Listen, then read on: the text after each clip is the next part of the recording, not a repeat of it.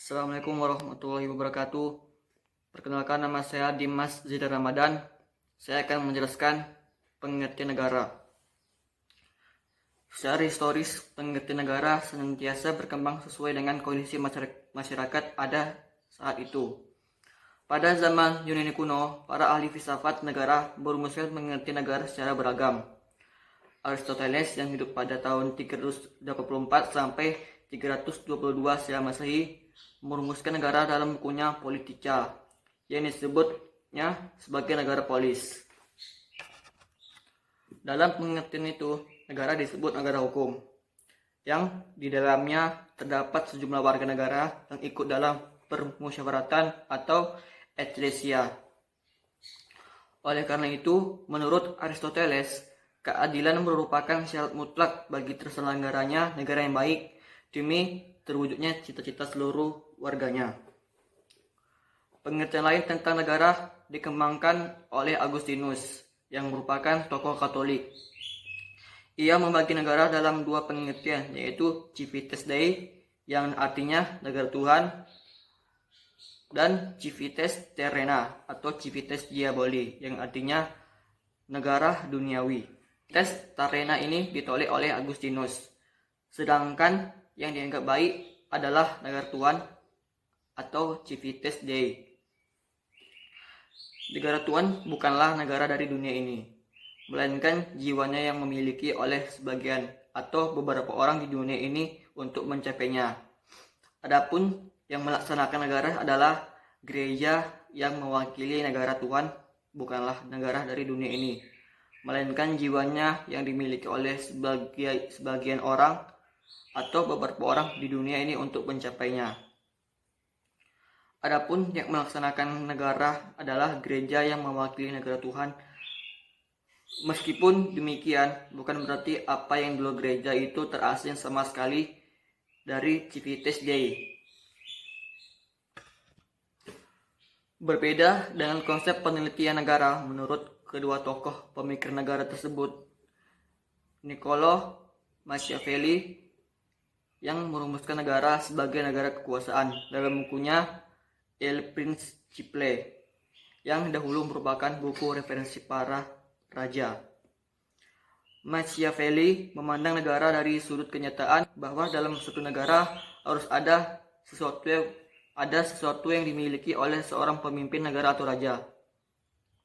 Raja sebagai pemegang kekuasaan negara tidak mungkin hanya mengandalkan kekuasaan hanya pada suatu moralitas atau kesusilaan.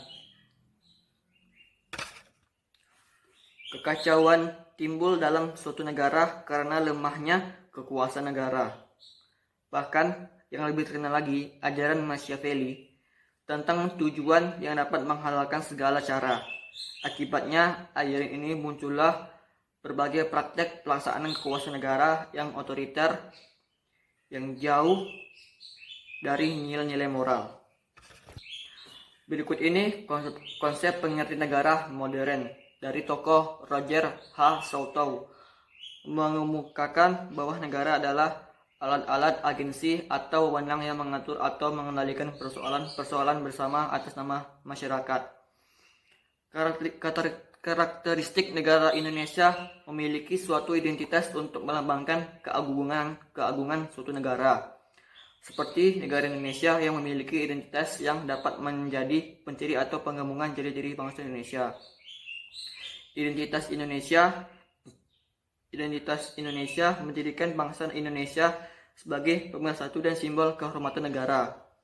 Selain itu, identitas nasional menjadikan negara Indonesia yang bermartabat di antara negara lain yang memiliki beragam kebudayaan, agama, dan memiliki jiwa toleransi maupun solidaritas yang tinggi. Baik, saya akan melanjutkan membacakan hasil diskusi kelompok kami. B. Pengertian konstitusi. Konstitusi atau undang-undang dasar atau bahasa latinnya constitution dalam negara adalah sebuah norma sistem politik dan hukum bentukan pada pemerintahan negara, biasanya dikondivisikan sebagai dokumen tertulis. Hukum ini tidak mengatur hal-hal terperinci melainkan hanya menjabarkan prinsip-prinsip yang menjadi dasar bagi peraturan-peraturan lainnya. Dalam kasus bentukan negara, konstitusi memuat aturan prinsip-prinsip entitas politik dan hukum. Istilah ini merujuk secara khusus untuk menetapkan konstitusi sebagai prinsip-prinsip dasar politik. Prinsip-prinsip dasar hukum termasuk dalam bentuk struktur, prosedur, wewenang, dan kewajiban pemerintahan sebagai pada hukumnya. Konstitusi merujuk pada pinjaman hak kepada warga masyarakatnya. Istilah konstitusi dapat diterapkan kepada seluruh hukum yang mendefinisikan fungsi pemerintahan negara. Konstitusi pada dasarnya memiliki pengertian luas, yaitu keseluruhan peraturan baik tertulis maupun tidak tertulis yang mengatur secara mengikat mengenai cara penyelenggaraan suatu pemerintahan.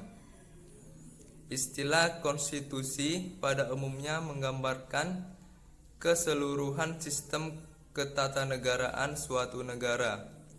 Sistem itu berupa kumpulan peraturan yang membentuk, mengatur, atau memenuhi negara.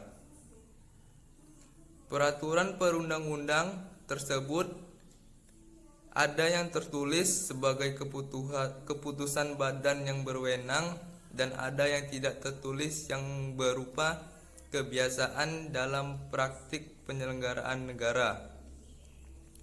Dengan demikian, pengertian konstitusi sampai dewasa ini dapat menunjuk pada peraturan ketatanegaraan. Assalamualaikum warahmatullahi wabarakatuh. Baiklah, saya akan melanjutkan bacaan dari Alfian. C.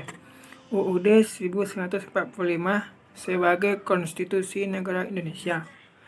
Konstitusi Negara Indonesia adalah UUD 1945 yang untuk pertama kali disahkan oleh Panitia Persiapan Kemerdekaan Indonesia atau PPKI pada tanggal 18 Agustus 1945. Menurut jenjang norma hukum, UUD 1945 adalah kelompok aturan dasar atau pokok negara yang berada di bawah Pancasila sebagai norma dasar. 1. Konstitusi yang pernah berlaku di Indonesia. Dalam sejarahnya, sejak proklamasi 17 Agustus 1945 hingga sekarang, di Indonesia telah berlaku 3 macam undang-undang dasar dalam 4 periode, yaitu sebagai berikut. A. Periode 18 Agustus 1945 sampai 27 Desember 1949. Berlaku UUD 1945. UUD 1945 terdiri dari bagian pembukaan, batang tubuh 16 bab, 37 pasal, 4 pasal, aturan peralihan, 2 ayat aturan tambahan, dan bagian penjelasan. B. Periode 27 Desember 1949 sampai 17 Agustus 1950 berlakunya UUD RIS. UUD RIS terdiri atas 6 bab, 197 pasal, dan beberapa bagian. C. Periode 17 Agustus 1959 sampai 5 Juli 1959 berlaku UUDS 1950 terdiri atas 6 bab, 146 pasal, dan beberapa bagian. D. Periode 5 Juni 1959 sekarang kembali berlaku UUD 1945. Khusus untuk periode keempat berlaku UUD 1945 dengan pembagian berikut. 1. UUD 1945 yang belum diamandemenkan. 2. UUD 1945 yang sudah diamandemenkan tahun 1999, tahun 2000, tahun 2001 dan tahun 2002. Amandemen tersebut adalah A. Amandemen ke-1 pada sidang umum MPR disahkan 19 Oktober 1999. B. Amandemen kedua pada sidang tahunan MPR disahkan 18 Agustus tahun 2000. C. Amandemen ketiga pada sidang tahunan MPR disahkan 10 November 2001. D. Amandemen keempat pada tahunan MPR disahkan 10 Agustus 2002. Sidang PPKI pertama berlangsung pada tanggal 18 Agustus 1945 yang menghasilkan 3 keputusan penting, yaitu sebagai berikut. 1. Mengesahkan rancangan pembukuan Hukum Dasar Negara dan Hukum Dasar sebagai Undang-Undang Dasar Negara Kesatuan Republik Indonesia. 2. Memilih I.R. Soekarno dan Dr. Muhammad Hatta sebagai Presiden dan Wakil Presiden. 3. Membentuk sebuah Komite Nasional Indonesia Pusat KNIP untuk membentuk Presiden. Perubahan yang dilakukan hanyalah hal-hal yang kecil saja, bukan masalah hal yang mendasar. Hal ini karena PPKI sudah mendapatkan naskah rancangan hukum dasar yang dihasilkan oleh PPUPKI. Beberapa perubahan tersebut antara lain: A. Istilah hukum dasar diganti menjadi undang-undang dasar. B. Kata mukadimah diganti menjadi pembukaan. C. Dalam suatu dasar diubah menjadi dalam suatu undang-undang dasar. D. Diadakannya ketentuan tentang perubahan undang-undang dasar yang sebelumnya tidak ada. C. Rumusan ketuhanan dengan kewajiban menjalankan syariat Islam bagi pemeluk-pemeluknya diganti menjadi ketuhanan yang Maha Esa. Penetapan Undang-Undang Dasar 1945 sebagai Konstitusi Negara Republik Indonesia oleh PPKI dilakukan dalam 2 tahap, yaitu sebagai berikut. 1. Pengesahan pembukaan Undang-Undang Dasar Negara Republik Indonesia yang terdiri dari 4 alinea. 2. Pengesahan batang tubuh Undang-Undang Dasar Negara Republik Indonesia terdiri atas 16 bab, 37 pasal, 4 pasal aturan peralihan, dan 2 ayat aturan tambahan. Undang-Undang Dasar Negara Republik Indonesia 18 Agustus 1945 hanya berlaku dalam waktu singkat, yaitu mulai tanggal 18 Agustus 1945 sampai 27 Desember 1949. Dengan demikian, UUD RIS 1949 tidak diberlakukan lagi. Periode berlakunya UUD RIS 1949 dari tanggal 27 Desember 1949 sampai 17 Agustus 1950 oleh Muhammad Yamin disebut Konstitusi 2. 1. Mukadimah yang terdiri dari 4 ayat. 2. Bagian batang tubuh yang terdiri dari 6 bab, 197 pasal, dan lampiran. Beberapa ketentuan pokok dalam UUD RIS 1949 antara lain. 1. Bentuk negara adalah serikat, sedangkan bentuk pemerintahan adalah republik. 2. Sistem pemerintahan adalah parlementer. Dalam sistem pemerintahan ini, kepala pemerintahan dijabat oleh seorang Perdana Menteri. Perdana Menteri APIS saat itu adalah Muhammad Atta.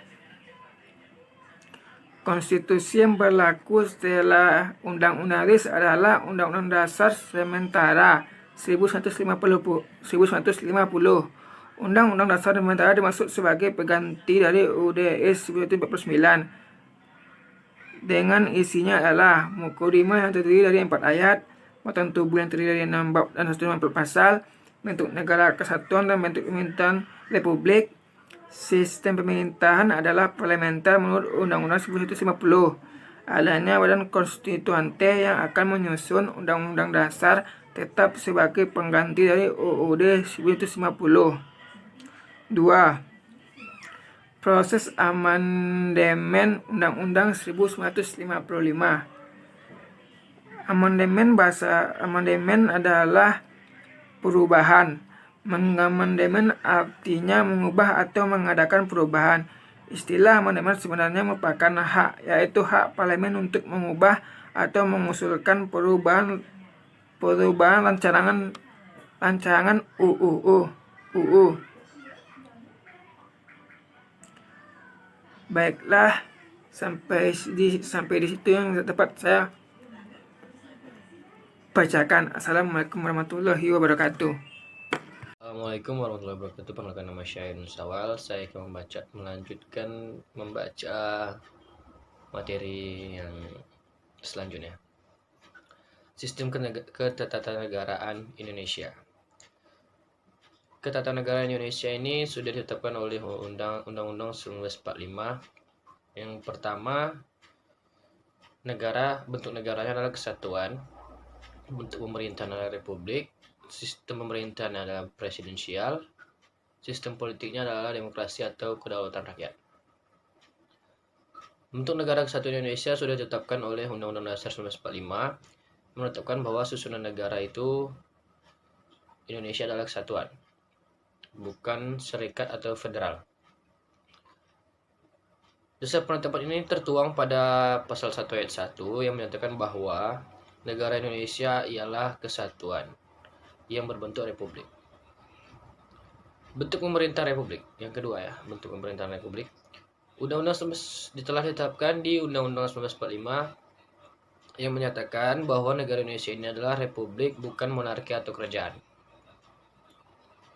Sistem pemerintahan presidensialnya. Berdasarkan UUD 1945, Indonesia menganut sistem pemerintah presidensial secara teoritis. Sistem pemerintahan ini dibagi dalam dua klasifikasi besar. Yang pertama parlementer, yang kedua presidensial. Simpulan dari makalah kami ialah secara historis, pengertian negara senantiasa berkembang sesuai dengan kondisi masyarakat ada pada saat itu. Pada zaman Yunani kuno, para ahli filsafat merumuskan pengertian negara secara beragam. Aristoteles yang hidup pada tahun 384 sampai 322 sebelum Masehi merumuskan negara dalam bentuk politisia, atau bahasa Indonesia politica, yang disebut sebagai negara polis, konstitusi atau undang-undang dasar. Hukum ini mengatur hal-hal terperinci, melainkan hanya menjabarkan prinsip-prinsip menjadi dasar bagi peraturan-peraturan lainnya. Baiklah, sekian dari kelompok 1. Apabila ada kata atau hilap, mohon dimaafkan. Assalamualaikum warahmatullahi wabarakatuh.